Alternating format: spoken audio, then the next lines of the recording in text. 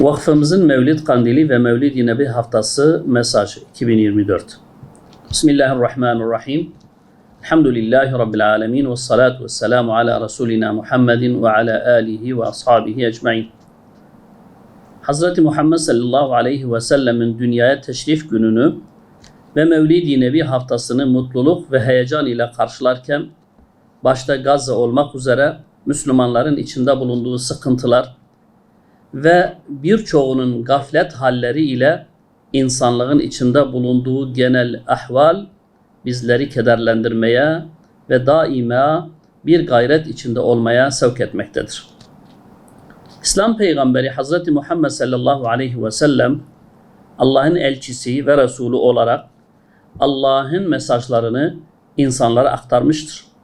Aynı zamanda vahyin yol göstericiliğinde yeryüzünde örnek insan nasıl olunuru her yönüyle yaşamış, gözlerin şahitliğinde ve tarihin tanıklığında tüm insanlara diri bir mesaj olarak bırakılmıştır.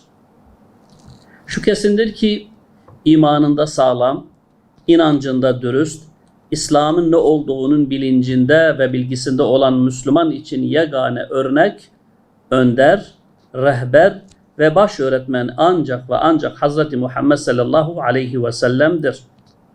Onun yeryüzünün medarı iftiharı olduğunu Allah Kur'an-ı Kerim'de andolsun ki siz Allah'a ve ahiret gününe kavuşmayı umanlar ve Allah'ı çok zikredenler için Muhammed Resulullah güzel bir örnektir. Ahzab suresi ayetiyle bildirmiştir. Tarih vasikaları ve hafızasıyla sayısız muhakkik, müdakkik ve şahitler ise şehadetleriyle şüphesiz bu durumu ikrar ve tasdik eder. Aksini düşünenlerin hali güneşe gözlerini kapayan bedbahtlar ve hakikat körleri gibidir. Müslümanlar nebevi sünneti ve Hazreti Peygamber sallallahu aleyhi ve sellemin hayatını ilmi, ahlaki ve siyasi boyutlarıyla tetkik ederek yaşadıkları çağın hadiselerini bu birikim ve bilinçle değerlendirebilmeli, bunun yanında yaşadıkları çağın iletişim yöntemlerini kullanarak, iktisadi yolları araştırarak ve kendilerine düşmanlık yapanları çok iyi tanıyarak stratejilerini oluşturmalı ve buna göre hareket edebilmelidir. Vahiy bizi ikaz edip yol gösterecektir. Müslümanlar hayırlı ümmet olmanın inanç ve şuurunun farkına varmalıdırlar. Ümmet olmanın ne demek olduğunu söylemeden öteye taşıyarak bizzat ispat etmelidirler.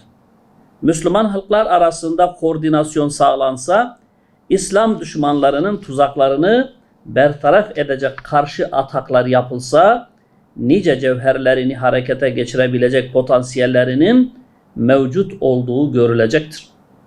Müslümanlar her reddiyeye karşı bir çözüm, bir alternatif üretmelidir. Bu Hazreti Peygamber sallallahu aleyhi ve sellemin sünnetidir.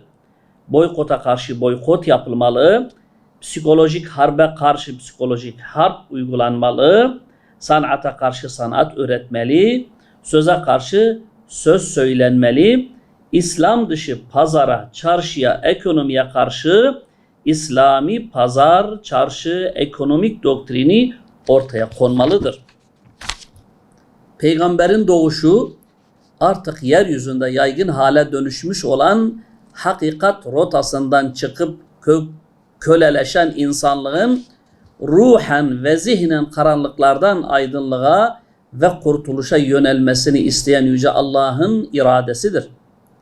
Nebi Muhammed sallallahu aleyhi ve sellemin gelişi insana hürriyetini ihtar etmek, putlaşan ruhları tevhid ile arındırmak içindir. Müjde ve ikaz silsilesinin son Resulü, cihanın cananı, cennetin cenneti Hazreti Muhammed sallallahu aleyhi ve sellem'dir. Onun müjde ve ikaz mesajları vahiydir. Vahiy ise ebedidir. Mesaj ve yaşantısının örnekliği Kur'an-ı Kerim ile sabittir ki nihaidir, evrenseldir. Bu yol tektir, tevhiddir Zira Allahu Ekber'dir.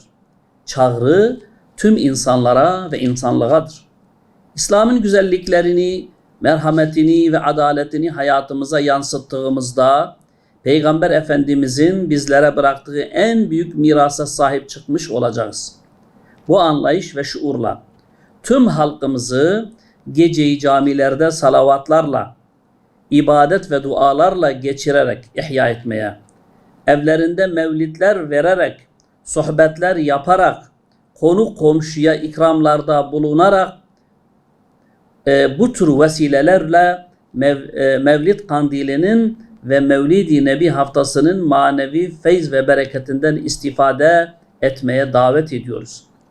Mevlid Kandili'nin ve Mevlid-i Nebi haftasının başta Gazze'miz olmak üzere tüm İslam aleminin ve insanlığın barışına, huzuruna ve refahına vesile olmasını dileriz.